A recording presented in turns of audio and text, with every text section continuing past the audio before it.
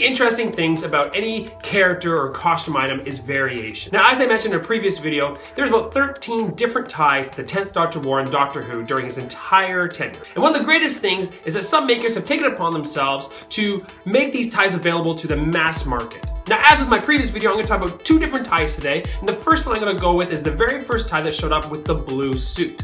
Now, this tie was extremely hard to identify. No one knew where it came from, who made it, any information, except that it was red with a slight floral pattern to it. Many people wanted to get this tie to accompany their blue suit in order to have that whole Smith & Jones feel the very first time you saw this blue suit. A few weeks, months later, an image actually showed up online of the tie in its entirety. The actual tie's brand was from Ricci. Now, one frustrating thing is about any kind of fabric or fashion material that's used in a film, usually it isn't until much later after filming, after fans have got a hold of it, anything that we start to figure out what the item is that is already out of style. Now, things like ties and any sort of textile have a set lifespan. They only come out, they do their job, they get sold, they go into people's closets, and then they don't make anymore. It's very rare, if not ever even happen at all, where a tie is brought back into production based on its popularity. This tie, I have yet to see someone who actually owns an original version of the tie, so that brings us right to Magnoli Clothiers. Now, Magnoli, as I've mentioned in my previous video, has taken it upon himself to create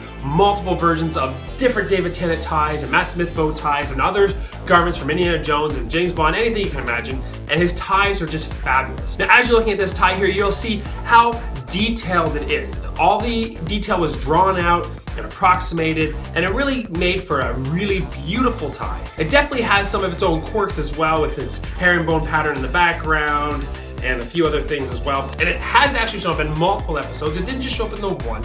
And it actually was one of the few ties that actually came off of Doctor Who and into another series, most notably the Sarah Jane Adventures. Overall, this tie is great. If you have a blue suit, if you want to do the blue suit Doctor, or if you just like to have the whole collection of ties, definitely grab this one. You will not be disappointed. Magnoli's got a nice attention to detail to really show off all the little details of this one, and until a real one surfaces to make any tweaks or changes, this is the most authentic tie of this version that you'll get as far as the Ricci tie is concerned. The next tie is actually one of the most coveted ties in 10th Doctor costuming, and it's the Giorgio Armani Tie. Now, this tie, for some reason, has been very popular with fans. I don't know if it's just because of its color, its texture, or the episodes it featured in, but it's just one of those ties that everyone wants to get. And for a while, you can still find them on eBay and online sellers, and lots of people actually own an original. Now, unfortunately, I am not one of the ones lucky enough to actually own an original Armani tie in that colorway. Not long after it was discovered, I did find, thanks to some help from some friends, I did find a blue version of the tie. It looked really close in the photo to be the tie that David Tennant wore, but it ended up being blue. So that brings us to Magnoli Clothiers again, who took this tie and took what people have had of actually owning the real ties, as well as even my tie. I took some measurements for him to get the measurements correct on it, to create the brown version. And this tie is fantastic. Magnoli and his team pretty much got it bang on. This isn't his very first attempt at this tie. There was a few different versions before this one, but this one he's got the texture just about perfect. He's got the lineup just about right, and the color properties pretty much the same as the real one. Not having a real brown one, I can't say for certain how close it is, but looking at my blue tie, you can really see how amazing he got the overall tone and look to it. I will freely admit that this is one of my favorite David Tennant ties. This is the one I wanted, and I lost out on a number of eBay auctions and opportunities to grab it. It just went too high for me. In fact, my blue one cost me quite a bit as it was, but I really wanted this one.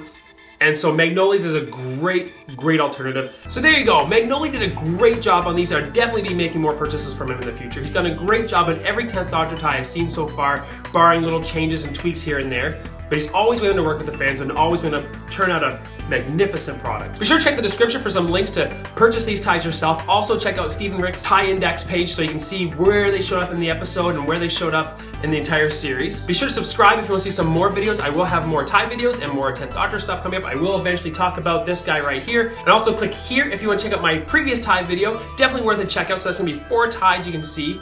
And click here if you want to check out my Magnoli glasses review. Be sure to comment below if you have any questions. I love sharing this. I love talking about this kind of stuff. And as always, thanks for watching.